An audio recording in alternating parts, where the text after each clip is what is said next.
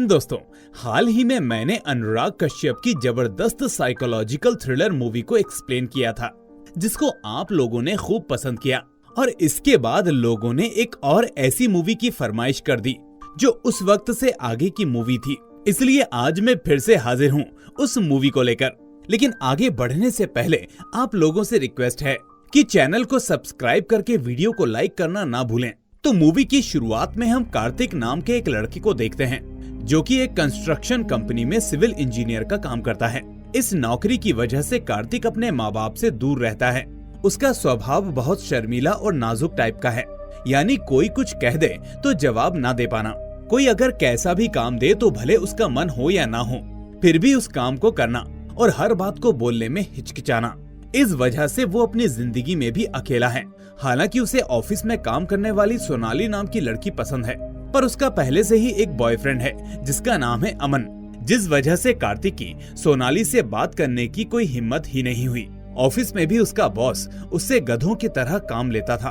उसका मैनेजर उसको नया काम दे देता था। वो उसके सीधेपन का बहुत फायदा उठाता था। इधर हम देखते हैं कि कार्तिक का मकान मालिक भी किसी न किसी वजह से पैसे मांगता रहता है।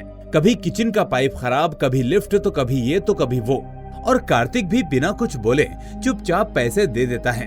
खैर, अब असली कहानी यहाँ से शुरू होती है, जब कार्तिक सुबह से लेकर अगली सुबह तक काम करके घर लौटा ही था कि तभी बॉस फोन करके उसे नया काम दे देता है।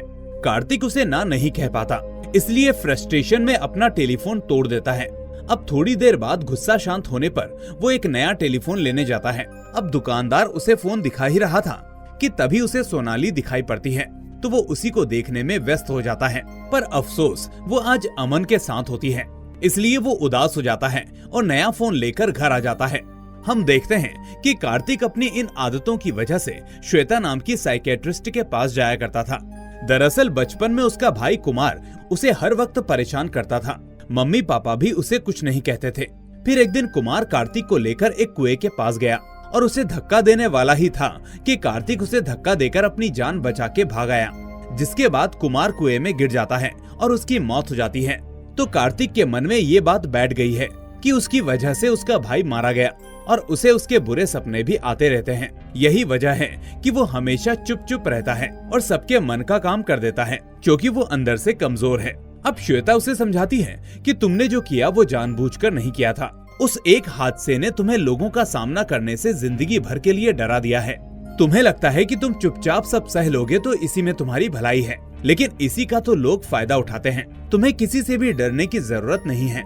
अपने लिए खड़ा होना सीखो और जो बोलना है बोल दिया करो। श्वेता की बात मानते हुए अगले दिन कार्तिक बॉस के पास जाकर बोल देता है कि आपको उस दिन लगा कि मैं काम भूल गया, पर एक्चुअली आप अपना काम भूल गए थे।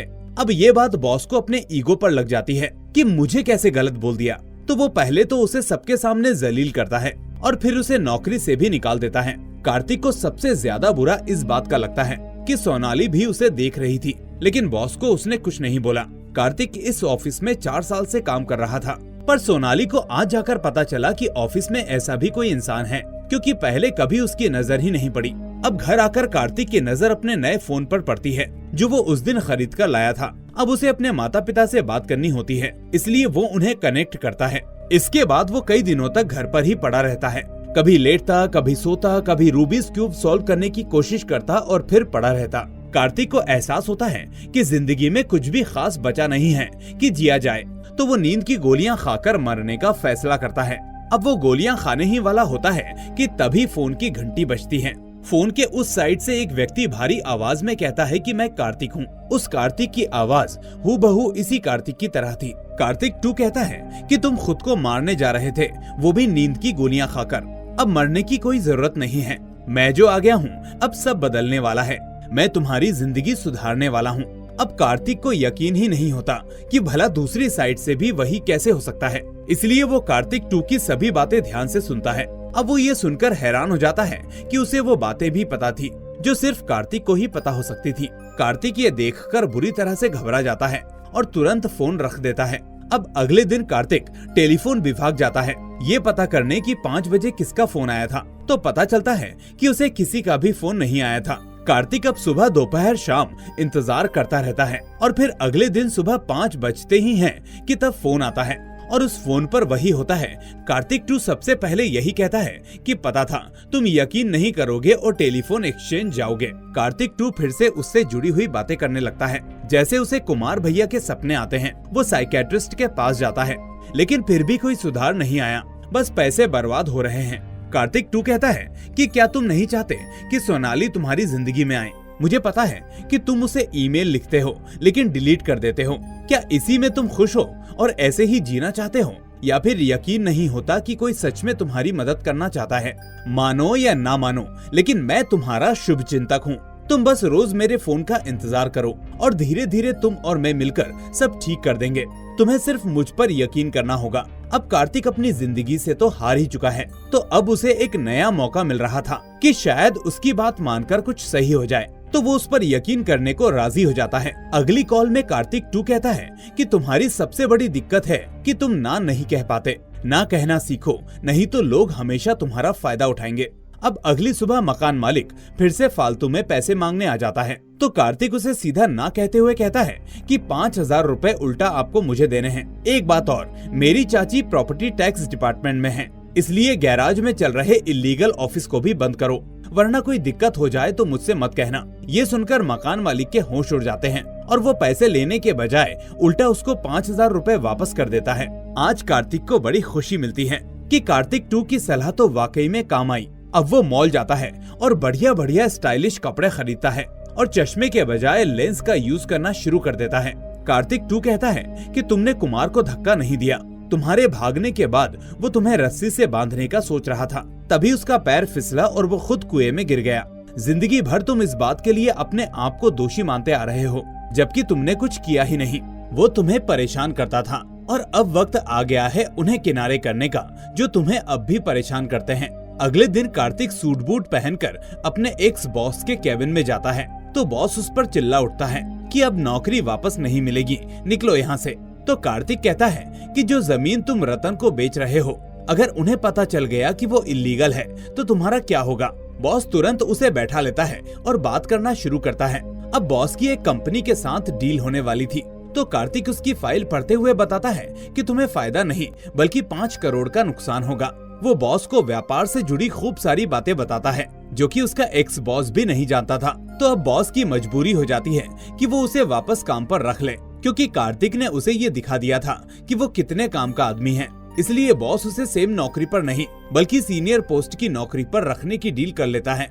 इसके बाद अब बारी थी सोनाली को पाने की। तो कार्तिक 2 कहता है कि तुम उसके बॉयफ्रेंड से मिलो और कहो कि अब उसका अपनी बीवी के साथ जाने का समय आ गया है। तो अगले दिन कार्तिक अमन से मिलकर कहता है कि मुझे पता है कि तुम्हारी बीवी है और एक बच्चा भी है, जिसके बारे में तुमने सोनाली को नहीं बताया है, इसलिए तुम जाकर उसे बताओ, नहीं तो मैं जाकर बता दूंगा, क्योंकि मुझे थप्पड़ की आवाज बहुत पसंद है। अमन सोनाली को चाहता था तो वो उसे सब सच बता देता है, लेकिन सोनाली उसे 2-3 तमाचे मारते हुए उससे अपना रिलेशन तोड़ लेती है। जिसके बाद हम देखते हैं कि सोनाली उदास बैठी हुई है, तो कार्तिक उसके पास जाकर उसे सिंपैथी देने की कोशिश करता है, लेकिन सोनाली बात किए बिना ही वहाँ से चली जाती है। अगले दिन कार्तिक मैसेज कर उसे खाने पर चलने के लिए पूछता है, तो वो मना कर देती है। अब कार्तिक अलग अलग तरीके से उसके साथ घुलने मिलने की कोशिश करता है और उसे कॉफी पीने के लिए पूछता है, तो 4-5 बार ना करने के बाद आखिरकार सोनाली हाँ कर देती है। पर कार्तिक उसे कॉफी शॉप पर नहीं ले जाता, बल्कि कहीं दूर पहाड़ के ऊपर पत्थर पर बैठकर दोनों कॉफी पीते हैं, जो कि कार्तिक खुद उसके लिए बनाकर लाया था। कार्तिक की अच्छाई, उसका स्वभाव और उसके बात करने के तरीके से सोनाली धीरे धीरे उसे पसंद करने लग जाती है। कार्तिक 2 कहता है कि अब कुछ ही दिनों में सोनाली तुम्हारी होगी। इसी बीच हमें देखने को मिलता है कि कार्तिक जो रूबीज क्यूब सॉल्व करता था, वो पूरी तरह सॉल्व होकर बिस्तर पर पड़ा है। ये इशारा था कि अब इस सॉल्व्ड रूबीज क्यूब की तरह उसकी जिंदगी भी सॉल्व हो गई है। अब एक दिन शॉपिंग करते समय दोनों को कार्तिक की कजिन सिस्टर मिल जाती है, तो उनके बीच खूब बातें होती हैं। धीरे धीरे अब सोनाली और कार्तिक एक दूसरे से प्यार कर बैठते हैं। अब कार्तिक 2 की वजह से कार्तिक की जिंदगी पटरी पर आ गई थी, तो वो उसे शुक्रिया कहता है कि तुम किसी को नहीं बताओगे कि मैं तुमसे बात करता हूँ। इस फोन कॉल के बारे में किसी से भी जिक्र नहीं करना, वरना लोग मानेंगे नहीं और उल्टा तुम्हें पागल समझेंगे। कार्तिक वादा करता है कि वो किसी को भी कभी कुछ नहीं बताएगा। अब एक दिन सोनाली उससे बातों ही बातों में कहती है कि अमन को मैंने बहुत चाहा, लेकिन उसने मुझे बहुत बड़ा धोखा दिया। कहीं तुम तो मेरे साथ ऐसा नहीं करोगे ना? वरना मैं ये जिंदगी जीने के काबिल नहीं रह पाऊंगी। तो कार्तिक सोनाली को यकीन दिलाता है कि उसे सच में प्यार है। वो उसे ऑफिस ले जाकर वो मेल्स दिखाता है जो वो उसे भेजने को लिखता था पर कभी भेजता नहीं था। 4 सालों से वो मेल लिखता आ रहा था, यानी कि सोनाली उसे तब से पसंद थी जब से वो यहाँ काम करने आया था। सोनाली ये देखकर एकदम से भावुक हो जाती है और पूछती है कि तुमने ये मेल्स कभी मुझे भेजे क्यों नहीं। कार्तिक कुछ नहीं कहता, बस उसकी आंखों में आंसू आ जाते हैं। तो सोनाली उसे गले से लगा लेती है। अब कार्तिक हर रोज 5 बजे कॉल अटेंड करके कार्तिक 2 से सलाह मशवरा लेता रहता था ताकि वो अपनी जिंदगी में और कामयाब हो सके और तरक्की कर सके। फिर एक दिन सोनाली कहती है कि मैंने कई सारे लड़कों के साथ रिश्ते बनाए पर सब टूट गए। कोई बस टाइम पास कर रहा था तो कोई अपनी शादी तक छुपा कर बैठा था। अब जाकर तुम मिले हो तो लग रहा है कि हाँ सच में प्यार है। तो मैं इस प्यार को हमेशा के लिए चाहती हूँ, इसलिए बस एक चीज करना कि कभी मुझसे कुछ छुपाना मत, ताकि हमारे बीच उस चीज को लेकर आगे कभी टकरार ना हो। अब कार्तिक का सिर्फ एक राज था और वो था कार्तिक 2 से फोन पर बात करना, पर उसने मना किया था कि किसी को भी नहीं बताना है। पर कार्तिक सोचता है कि सोनाली को बता दूं, वो मुझ पर भरोसा करती है, इसलिए वो जैसे ही बताने के लिए मुंह खोलता है तुरंत फोन की घंटी बजती है। तो उसकी हवा टाइट हो जाती है कि उसे पता चल गया क्या। डर डर कर वो फोन उठाने जाता है तो पता चलता है कि लोन वाले का फोन था। इसके बाद कार्तिक आखिरकार सोनाली को बता ही देता है कि उसे एक फोन आता है जिससे वो घंटों घंटों बातें करता है और फोन की दूसरी तरफ मैं ही होता हूँ। सोनाली को समझ ही नहीं आता कि वो ये क्या बोल रहा है, आखिर ऐसा कैसे हो सकता है। तो कार्तिक कहता है कि मैं इन कॉल से परेशान नहीं हूँ, बल्कि इससे मुझे मदद मिली, मेरी जिंदगी बदल गई। सोनाली सोचती है कि शायद कार्तिक का दिमाग थोड़ा स्ट्रेस में है, इसलिए वो ऐसी बातें कर रहा है। तो वो यही कहती है कि तुम किसी डॉक्टर को दिखाओ। कार्तिक कहता है कि डॉक्टर के पास जाने की जरूरत नहीं है, ये बहुत नॉर्मल है, तुम चिंता मत करो। शादी के बाद मैं फोन को हॉल में रखकर धीरे धीरे बात किया करूंगा और तुम आराम से सोना। तो सोनाली कहती है कि इस तरह की दिक्कत के साथ हमारी शादी नहीं हो सकती, या तो तुम डॉक्टर को दिखाओ या फिर इस रिश्ते को यहीं पर खत्म करते हैं, क्योंकि मुझ में अब ताकत नहीं फिर से एक खराब रिश्ते को झेलने की। इसके बाद फोन पर कार्तिक 2 कहता है कि मैंने कहा था लेकिन फिर भी तुमने बता दिया। अब सोनाली तुम्हें पागल समझ रही होगी, अब भी कुछ नहीं बिगड़ा, तुम उसकी बात मान लो। डॉक्टर के पास मत जाओ, उससे झूठ बोलो कि ऐसा कुछ भी नहीं है। अगले दिन कार्तिक सोनाली से कहता है कि डॉक्टर के पास जाने की कोई जरूरत नहीं है, क्योंकि मैं मजाक कर रहा था। पर सोनाली तुरंत समझ जाती है कि वो झूठ बोल रहा है। सोनाली गुस्से में जाने लगती है, तो इस डर के मारे कि कहीं वो उसे छोड़ ना दे, कार्तिक डॉक्टर के पास जाने के लिए तैयार हो जाता है। श्वेता को सब बताने पर वो कहती है कि ये सब तुम्हारी इमेजिनेशंस हैं। ये शायद स्किज़ोफ्रेनिया की वजह से तुम्हें भ्रम हो रहा है कि कॉल्स आते हैं, पर असल में तुम्हें कोई कॉल नहीं आता, ये सब तुम्हारे दिमाग में है। पर कार्तिक को पूरा यकीन था कि वो उसकी इमेजिनेशंस नहीं है, तो वो उनकी बात मानने से इनकार कर देता है। श्वेता सोचती है कि वो खुद उसके घर जाएगी और कॉल पर उस इंसान से बात करेगी जिससे कार्तिक बात करता है। अब ठीक 5 बजे फोन आता है और वो श्वेता से कहता है कि तुम मुझे 3 सालों से जानती हो, तुम्हें पता होना चाहिए कि मैं झूठ नहीं बोलता। मैंने कहा कि मैं हूँ तो बस हूँ। कार्तिक 2 श्वेता से भी ऐसी ऐसी बातें करता है जैसे वो कोई अनजान इंसान से नहीं बल्कि खुद कार्तिक से ही बात कर रहा हो। कार्तिक 2 कहता है कि मैंने वो कर दिखाया जो तुम और तुम्हारी ट्रीटमेंट वर्षों से नहीं कर सकी। तुम्हें तो मुझे शुक्रिया कहना चाहिए, लेकिन तुम उससे कह रही हो कि मैं हूँ ही नहीं। कार्तिक एक बच्चे की तरह है, उसे मेरी जरूरत है। अब ये सुनकर श्वेता के होश उड़ जाते हैं कि आखिर उसको इतना कुछ कैसे पता है। फिर कार्तिक सोनाली को जाकर बताता है कि अब तो डॉक्टर ने भी उससे बात कर ली, अब तो यकीन कर लो। तो सोनाली को लगता है कि कोई उसे बेवकूफ बना रहा है, तो अब वो इंतजार करती है कॉल के आने का। फिर जब कॉल आता है तो वो उसे उठाने नहीं देती, ये सोचकर कि 2-4 दिन फोन बजेगा और उसके बाद वो इंसान खुद ही फोन करना छोड़ देगा। इसके बाद सोनाली चली जाती है, पर फोन बजते ही जा रहा था। कार्तिक फोन लाइन को निकाल देता है, लेकिन वो तब भी बज रहा था, तो उसकी हवा निकल जाती है कि ऐसा कैसे हो सकता है। सोनाली कहती है कि ऐसे ही उसका फोन उठाना बंद कर दो, सब ठीक हो जाएगा। तो कार्तिक कहता है कि ठीक नहीं, सब बिगड़ जाएगा। तुम क्यों नहीं समझती कि उसके बिना मैं कुछ भी नहीं हूँ? पहले तुम मेरी तरफ देखती भी नहीं थी, क्या तुम्हें फर्क पड़ता था मैं जिंदा हूँ भी या नहीं? लेकिन उसे पड़ता था, उसने सब कुछ ठीक कर दिया, यहाँ तक कि तुम भी मेरी जिंदगी में उसी की वजह से आई, और अब तुम मुझे रोक रही हो उससे बात करने से। खैर जो भी हो, मैं उससे बात करूंगा। ये सुनकर सोनाली उससे नाराज होकर चुपचाप चली जाती है।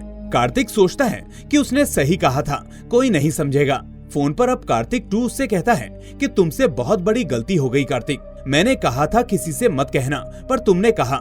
मैंने कहा डॉक्टर के पास मत जाना, पर तुम तो उसे घर ले आए। और कल तो तुमने सबसे बड़ी गलती कर दी, तुमने मेरा फोन नहीं उठाया। तुम्हें अगर मैं ऊपर पहुंचा सकता हूँ तो नीचे भी गिरा सकता हूँ। अब देखो मैं चुटकियों में तुम्हारी जिंदगी कैसे बर्बाद करता हूँ। इसके बाद हमें दिखाया जाता है कि रूबीज क्यूब फिर से अनसॉल्व्ड पड़ा हुआ है, जो कि इशारा था कि अब कार्तिक की जिंदगी ऐसे ही उथल पुथल होने वाली है। अगले दिन कार्तिक ऑफिस जाता है तो बॉस उस पर चढ़ बैठता है कि तू मुझे ब्लैकमेल करेगा, मेरी बीवी को मेरे अफेयर के बारे में बता के। अब तू गया बेटा, अब तेरा करियर खत्म, निकल जा यहाँ से। कार्तिक दिमाग लगाने में लगा होता है कि क्या वो कॉल कार्तिक 2 ने किया होगा। तभी बॉस दोबारा से आकर उसका गला दबाने लगता है, क्योंकि कार्तिक ने उनके क्लाइंट को फोन करके कह दिया था कि आपको इल्लीगल जमीन बेची जा रही है। तो बॉस को 80 करोड़ का नुकसान हो गया था। तभी सोनाली भी वहाँ पर आ जाती है। तो वो कहती है कि कल रात तुमने मुझे फोन करके गंदी गंदी गालियाँ दी, मुझसे बहुत बड़ी भूल हो गई कि मैंने तुम्हें अच्छा इंसान समझा। बेचारा कार्तिक बॉस और सोनाली दोनों को समझाने की कोशिश करता है कि उसने कॉल नहीं किया, पर कोई मानने को तैयार नहीं था, क्योंकि कार्तिक 2 की आवाज कार्तिक जैसी ही थी। उसे पता चलता है कि उसका बैंक अकाउंट भी खाली हो गया है। उसने किसी एनजीओ में सारे पैसे दान कर दिए हैं, जबकि उसने ऐसा कुछ भी नहीं किया था। अब नौकरी गई, प्यार गया, पैसा भी गया। जो कार्तिक 2 ने उसे दिलाया वो सब उसने कार्तिक से छीन लिया। अब कार्तिक घड़ी बेचकर अंधों वाला चश्मा ले लेता है और रेलवे स्टेशन जाकर एक आदमी से कहता है कि मुझे किसी स्टेशन का टिकट निकाल के दो, लेकिन मुझे मत बताना कि कहाँ का है, बस प्लेटफॉर्म नंबर बता देना। कार्तिक अब ट्रेन में बैठकर कोच्चि पहुंच जाता है और रेलवे स्टेशन से बाहर आते ही चश्मा लगा लेता है, ताकि उसे कुछ न पता चल सके कि वो कहाँ है। लोगों का सहारा लेते हुए वो एक होटल में रूम लेता है और वहीं पर अपने आप को कैद कर लेता है। उसने रूम में टीवी, फोन सब कुछ निकलवा दिया था। उसका प्लान था कि जब उसे ही नहीं पता है कि वो कहाँ है, तो कार्तिक 2 को भी क्या ही पता चलेगा। कार्तिक कई महीने वहीं रुककर गुजार देता है और चीजें काफी हद तक सुधर भी जाती हैं, क्योंकि जब फोन ही नहीं था तो उसका फोन आएगा कैसे। अब कार्तिक ने वहाँ एक कुरियर कंपनी का काम शुरू कर दिया था और बिल्कुल साधारण सी जिंदगी जी रहा था। उधर सोनाली को उसकी याद आती थी, पर उसे कुछ नहीं पता था कि वो कहाँ है। इधर कार्तिक भी कभी कभी सोचता था कि उसे मेल करके मैसेज भेजे, पर भेजता नहीं था। यहाँ डॉक्टर श्वेता को कुछ ऐसी जानकारी मिली थी जो कि वो कार्तिक को देना चाहती थी, तो वो सोनाली से कांटेक्ट करती है, पर उसे भी कुछ नहीं पता था। अब कार्तिक के बॉस कुछ दिनों के लिए विदेश जा रहे थे, तो वो कहते हैं कि तुम एक फोन ले लो जिससे कांटेक्ट हो सके। अब इतने महीनों से वो फोन से दूर था, मोबाइल वो रखता नहीं था, तो टेलीफोन कनेक्शन ही लगवाने का सोचता है। वो अब दुकान जाकर वही सेम टेलीफोन लेता है जो उसके पास पहले था। वो अपना नंबर खुद भी नहीं देखता ताकि कार्तिक 2 उसे कॉल ना कर दे। कार्तिक फोन का कनेक्शन लगवा तो लेता है, पर उसे डर था कि कहीं उसका कॉल ना आ जाए, तो इसके चक्कर में वो रात भर जागता है। सुबह के 5 बज जाते हैं पर कोई कॉल नहीं आता, तो कार्तिक को बड़ी ही खुशी होती है कि चलो बला टली। वो ऑफिस जाकर सोनाली को मेल कर देता है कि अब सब सही हो गया है। अब सोनाली श्वेता से मिलती है ये बताने के लिए कि कार्तिक का मैसेज आया था। श्वेता उससे पूछती है कि कार्तिक का कोई भाई था क्या, तो सोनाली कहती है कि नहीं तो, मेरी उसकी बहन से बहुत सारी बातें हुई, पर उन्होंने किसी भाई का कोई जिक्र कभी भी नहीं किया, बल्कि यही कहा था कि कार्तिक एक लौता लड़का है। श्वेता कहती है कि मेरा शक सही निकला, वो बचपन से ही डिस्टर्ब है। कार्तिक को लगता था कि उसका कोई भाई है जो उसे परेशान करता है और खुद को उसकी मौत का दोषी मानकर वो मेरे पास आता था इलाज के लिए। लेकिन बात ये है कि उसका भाई असल में है ही नहीं। यहाँ हमें देखने को मिलता है कि बचपन में उसे ऐसा लगता था कि उसका भाई उसे परेशान करता है, जबकि असल में उसका कोई भाई था ही नहीं। माँ बाप इसलिए कुछ नहीं कह पाते थे क्योंकि उन्हें समझ ही नहीं आता था कि उनका बच्चा किसकी बात कर रहा है। श्वेता कहती है कि यानी कार्तिक को स्किज़ोफ्रेनिया है और इसी के चलते वो अपना एक भाई इमेजिन करता था जो कि सिर्फ उसे दिखता और किसी को नहीं। जो कार्तिक उसे फोन करता है वो भी उसके दिमाग की उपज है। वो सोनाली को मैगजीन में छपा उसी फोन का विज्ञापन दिखा आती है जो कार्तिक इस्तेमाल करता था। अब यहाँ पर राज खुलना शुरू होता है कि फोन कॉल का चक्कर क्या है। उस फोन में एक फीचर था कि आप अपनी आवाज रिकॉर्ड करके खुद के लिए एक वॉइस मैसेज रिमाइंडर के तौर पर लगा सकते हैं। कार्तिक जब फोन खरीद रहा था तो दुकानदार फोन के सारे फीचर्स बता रहा था, पर उस वक्त कार्तिक की नजर सोनाली पर थी, यानी कान तो खुले थे, बस ध्यान कहीं और था। दुकानदार ने बताया था कि 0026 डायल करके आप अपनी आवाज रिकॉर्ड करके उसे किसी भी टाइम अपने लिए अलार्म जैसा सेट कर सकते हैं। अगर कनेक्शन कट भी होगा तो ये रिमाइंडर बजेगा। तो यहाँ हमें समझ आता है कि कार्तिक ही कार्तिक 2 बनकर खुद ही पहले अपनी आवाज रिकॉर्ड करता है और उसे सुबह 5 बजे के लिए सेट करता है और फिर सो जाता है। फिर जब फोन बजता तो उसे खुद भी याद नहीं रहता कि उसी ने अपनी आवाज रिकॉर्ड की थी। उसके अंदर 2 पर्सनैलिटीज बन चुकी थी, एक बहुत समझदार और दूसरा बहुत शातिर, जो कि कार्तिक 2 बनकर उसे दिशा दिखा रहा था। श्वेता बताती है कि हमारा दिमाग बहुत अनोखा है, जो हम याद रखना चाहते हैं, जिसके बारे में हम सोचते हैं, वो सब हमारे दिमाग के एक हिस्से कॉन्शियस माइंड में सेव होता है। लेकिन वो छोटी छोटी बातें जिन पर हम ध्यान नहीं दे पाते, वो सब कुछ जिसे हम देखते हैं, सुनते हैं, पर याद नहीं रख पाते, उसे हमारा दिमाग एक अलग हिस्से में स्टोर करता है, जिसको हम सब कॉन्शियस माइंड कहते हैं। सब कॉन्शियस माइंड बहुत ही अलग तरह का होता है। उसमें सारी बातें कहीं छुपी होती हैं। उसे सब पता होता है कि हम कैसे सोचते हैं, क्या सवाल पूछेंगे, हमारे सबसे पर्सनल सवाल कौन से हैं, हमारे राज क्या हैं, क्योंकि कॉन्शियस और सबकॉन्शियस माइंड दोनों एक ही दिमाग में हैं। यहाँ हमें देखने को मिलता है कि कार्तिक ने खुद अपने कानों से सुना था अमन को अपनी बीवी से बात करते हुए, तो वो उसके दिमाग में रह गया। इस तरह ही उसने अपने बॉस को एक वर्कर के साथ चिपकते हुए भी देखा था, तो ये सारी बातें उसके दिमाग में स्टोर हो गईं, जो कि कार्तिक 2 बनकर उसने खुद को बताया। श्वेता कहती है कि एक दिमाग के अंदर कई तरह की पर्सनैलिटीज छुपी हो सकती हैं। अब सोनाली को जिससे मेल आया था वो एक कुरियर कंपनी का था, तो उसका सहारा लेकर वो कार्तिक का पता लगाना शुरू कर देती है, ताकि जल्द से जल्द उसके पास पहुंच सके, इससे पहले कि कुछ गड़बड़ हो जाए। अब हम देखते हैं कि रात में कार्तिक 2 बनकर उठता है और फोन पर रिकॉर्ड करता है कि तुम्हें क्या लगा मैं तुम्हें छोड़ दूंगा, तुम कोच्चि में हो, मुझे पता है, और तुम अब मुझसे नहीं बच सकते। इतना रिकॉर्ड करके वो फिर से सो जाता है। फिर 5 बजते ही वो रिमाइंडर बजता है,